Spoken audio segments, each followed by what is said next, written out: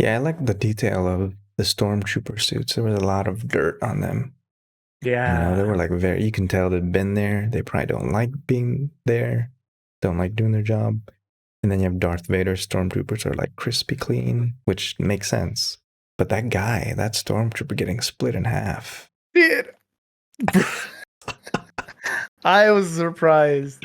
Because this show is rated TV 14. is it 14? I Yeah, thought it was yeah. like a PG, like just PG or TVE for everyone. Uh and then this guy just gets split in half. Dude, that was brutal. That Uh sucks. I saw a post on Reddit that this stormtrooper now gets to join the ranks of Darth Maul and Snoke. Yeah, that's true. And then he's gonna survive and he's gonna get his spider legs. That stormtrooper was like, he probably was not thinking he was gonna die, let alone get split in Such a half such a brutal that day. way. And I don't think he's actually dead. Or he got shot, right? Yeah, I think he was shot and then he fell and got split in half. It's crazy how like that lady's hand was split. And then you think about the effects of the actual cut, where it's like instantly cauterized. Yeah, I think that's the reason why Anakin Right? survived in episode 3 in Revenge of the Sith is because, and Count Dooku too, because he gets his hands cut off. But yeah, you lose your limb, but you're like safe. You're not gonna bleed out. I know, that's what's weird. It's It's crazy. just kind of funny. But talking about Anakin and getting cut into pieces and getting brutalized in Lava Planet, Mustafar, I think it's called. Yeah. What about Darth Vader, dude? Oh my gosh.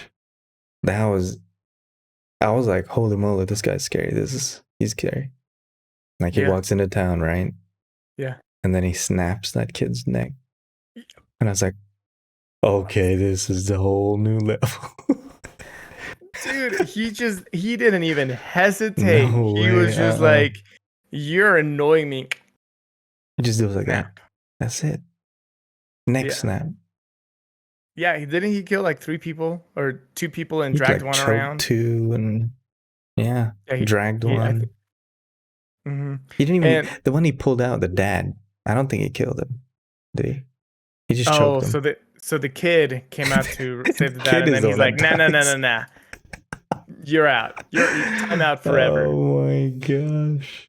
That's Yeah, so insane. dude, his entrance was brutal. Like it's so I don't. We're so twisted that we enjoy this villain.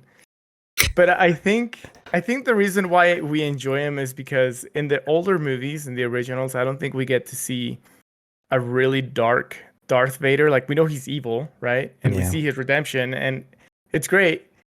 But after Rogue One, where we see that he was like this, like he was a powerful Jedi or Sith, and the way he kills all the rebellion soldiers, it's like it's so intense and it's just kind of like, yeah, that's what he is. Like he's the bad guy. Yeah. And we get to see this side of him that is just not all politics, and with the Empire. And or just like the fights with like Luke and stuff.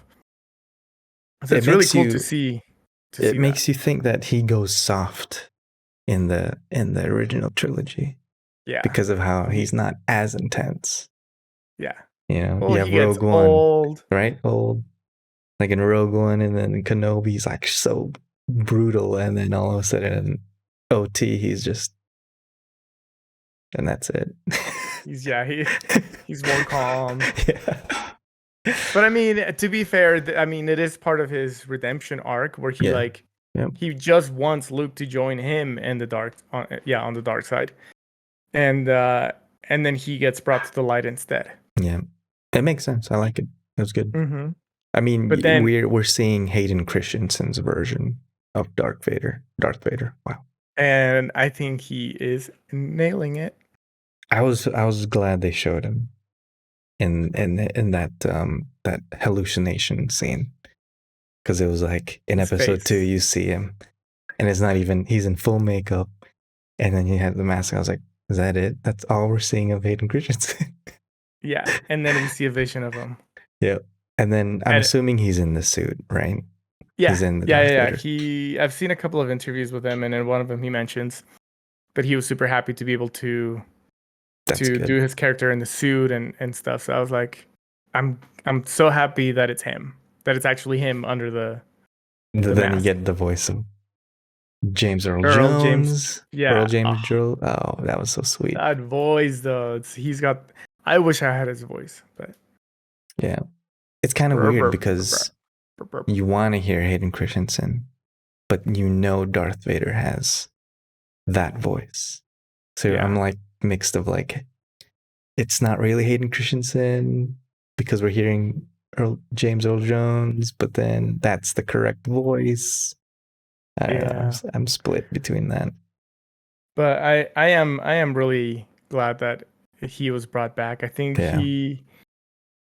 I mean the sequels, sorry, the prequels got so much hate from some fans, and I feel like for the most part people enjoyed the movies. I mean, me as a kid, I enjoyed them, and then as I grew older, I was like, oh, actually, they're not that great.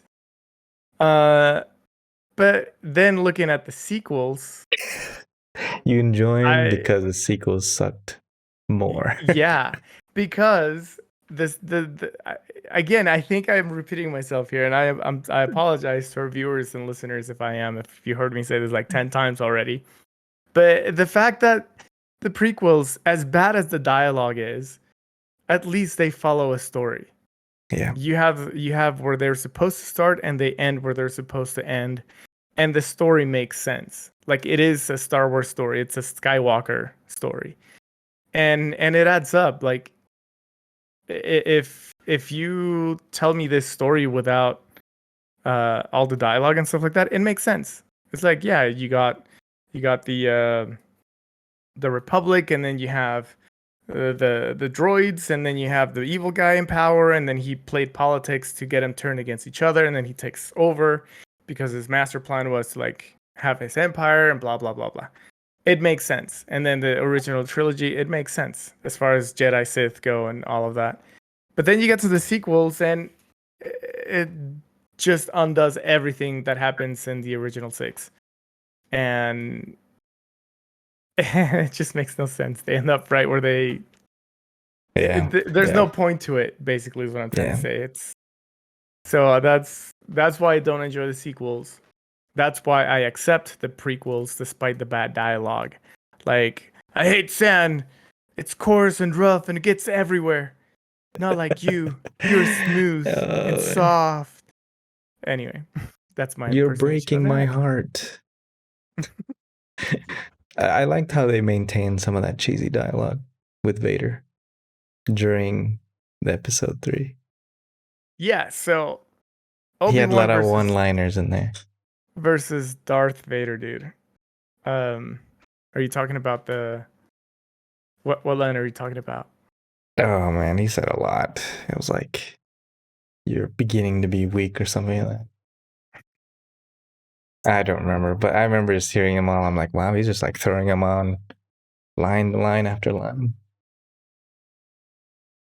Dude, I wasn't expecting him to see Obi-Wan in this episode. Oh yeah, I did not. I thought this was gonna be saved for like episode 5, maybe even 6, and just have like the huge showdown. Um, but you know what? I liked it. I liked that they saw each other. They confronted each other loosely because Obi-Wan was like afraid. Yeah, But yeah. But here's the thing though, like it makes sense because he didn't even know that Anakin was alive until the end of episode 2. And Mm-hmm. then he knows that it's him, but he sees this machine instead of seeing Anakin. So and then considering that Obi-Wan's been hiding for 10 years and he hasn't used the Force and he's just basically a hermit, it makes sense that he sees Darth Vader and he feels how strong he is with the Force that he would pee his pants. Um, So Yeah. I don't mind that Obi-Wan basically lost in this episode, and that it was a very uh one-sided battle. I mean, Obi-Wan was barely made it out of there alive. But I enjoyed the way I really enjoyed the way Darth Vader lights the ground on fire and he drags Obi-Wan onto the fire. That was pretty intense. Some payback And right there. his line there too was like super powerful in my opinion. Like Obi-Wan is looking at him like, "What have you become?" And then he's just like, "What you made me." Like, Yeah. Yeah. bruh. And so yeah, I mean I would hear that and I would be like, "Oh man, FML." Talk about mistakes, right? Yeah. What did he do So, wrong though, if you think about it? what did who do What wrong? did Obi-Wan really do wrong? What made Anakin the way he was? Love. So is it really Obi-Wan's fault? Uh, He was just trying to no. be a good teacher, you know, Yeah. tell him to He was focus. truthful. I mean, okay, going into detail. I don't know. I mean, yeah, I feel like Obi-Wan was always just trying to do the right thing, right? I mean, obviously everybody makes mistakes. I think if he made any mistake at all with Anakin, it was allowing him to see Padme because Padme ultimately was the downfall of Anakin. Because he was so in love with her and he was like, I don't want to be a Jedi if I can't be with you. That's And true. and Obi-Wan kind of allowed that. He knew this whole time that they were seeing each other secretly, and he didn't do anything about it. And I think ultimately that is what caused Anakin to go to the dark side. Besides the mom death, I think that's obviously like one of the bigger reasons, right? Yeah. um, but I think it was more of like the guilt of hiding him and cutting off his limbs and leaving him for death, and Mustafar, getting burnt. Yeah. Yeah. I think it might But be a mix between Obi-Wan trying to follow the rules way too much. Because if you think about it, Anakin wanted to follow his heart, right? Obi-Wan yeah, told him, no, you gotta stick to the rules, yada, yada, yada. Turns bad. And I think Obi-Wan's a good person. He has good intentions. And then you have Luke, who followed his heart and left Yoda instead of training and saved his friends. That makes him a good Jedi. I think that might have been the missing key of a good Jedi is still following their heart. And I think maybe Obi-Wan maybe didn't been too rigid. And then kind of it's like that rebellious son or kid where you tell them not to do something and then they go and do it. go and do it. That's my Yeah, theory. no, I think that makes a lot of sense.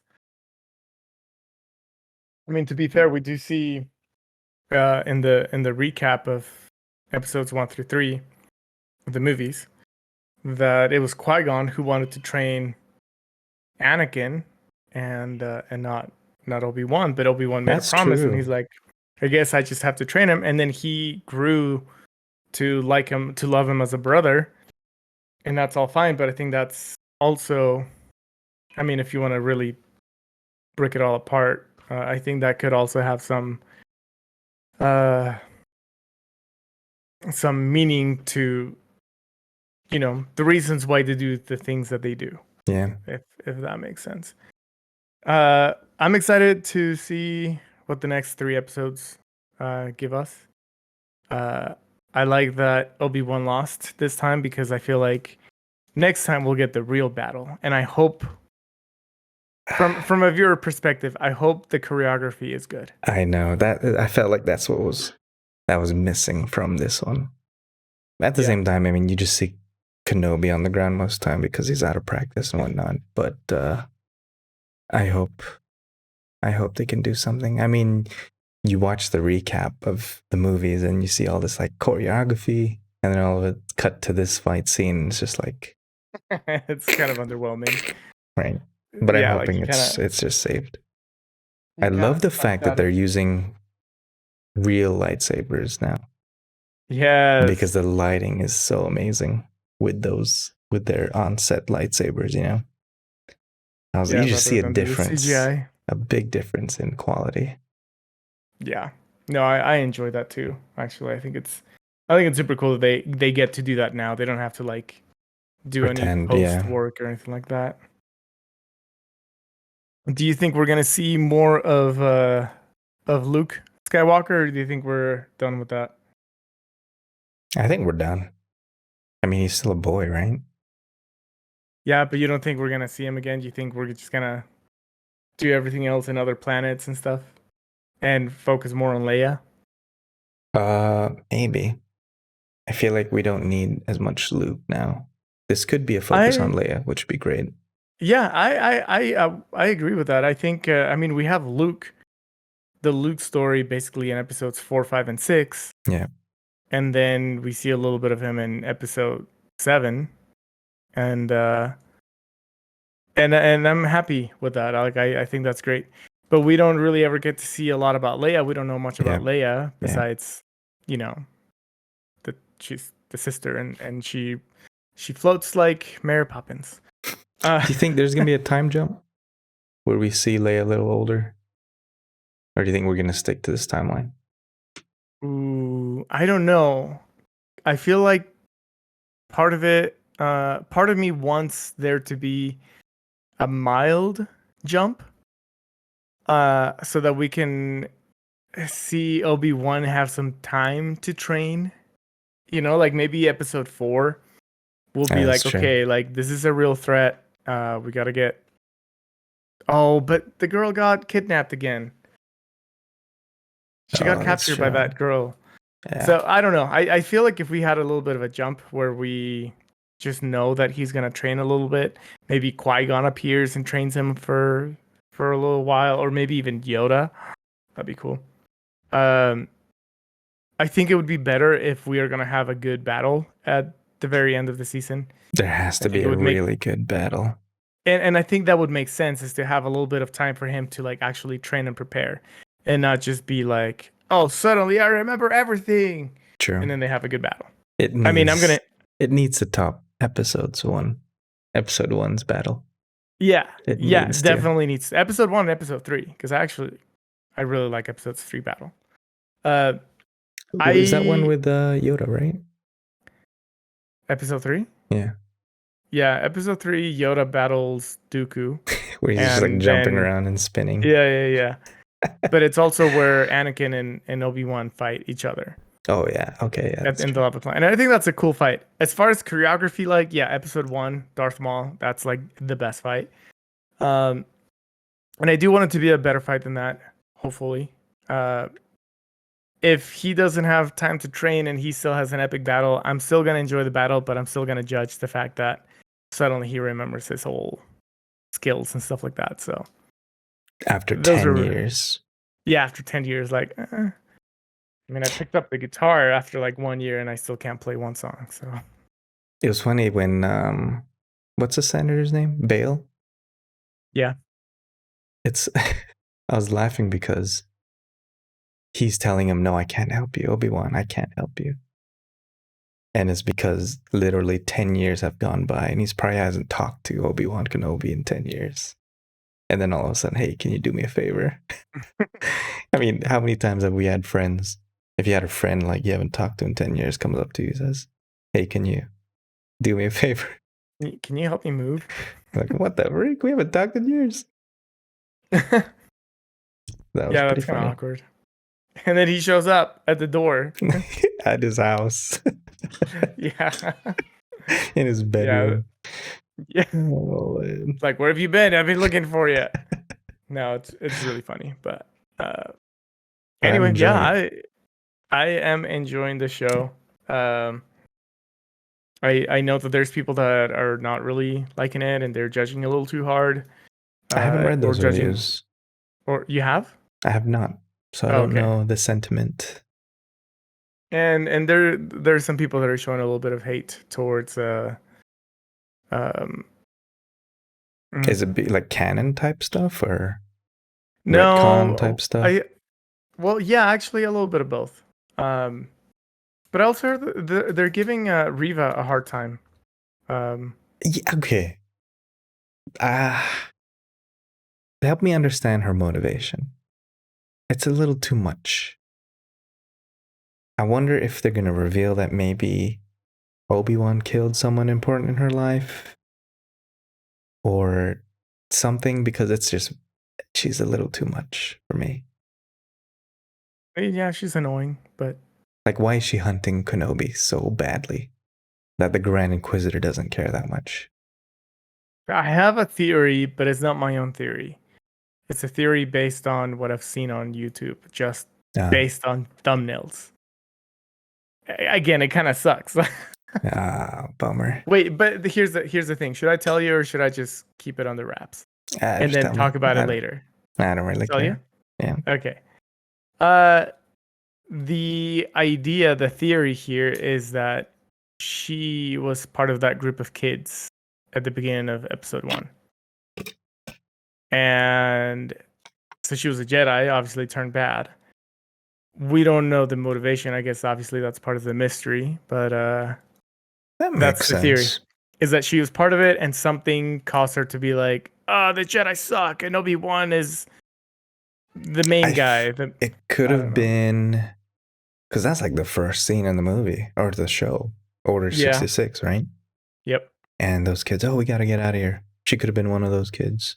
Yeah. Was hoping for Obi-Wan, one of the best Jedi, to come save, but didn't. Maybe she saw him run away, Or like escape. she's mad at Obi-Wan for turning Anakin bad, who did Order 66. But Maybe. then why is she fighting with him though? Yeah, that's true. No, that's a I guess weird we'll theory. find out. We'll find out. I want to work for the guy that killed all my classmates. Yeah, right. I mean, I guess that is very Sith-like. But anyway, looking forward to the rest of it. I want to know everybody's opinions on it. Let us know in the comment section below. Yeah, are you enjoying it? Are you hating it? Thanks again for joining us on today's episode of Nerd Cassette. And my name is Gato. And my name is Gabe. We'll see you next week. Peace.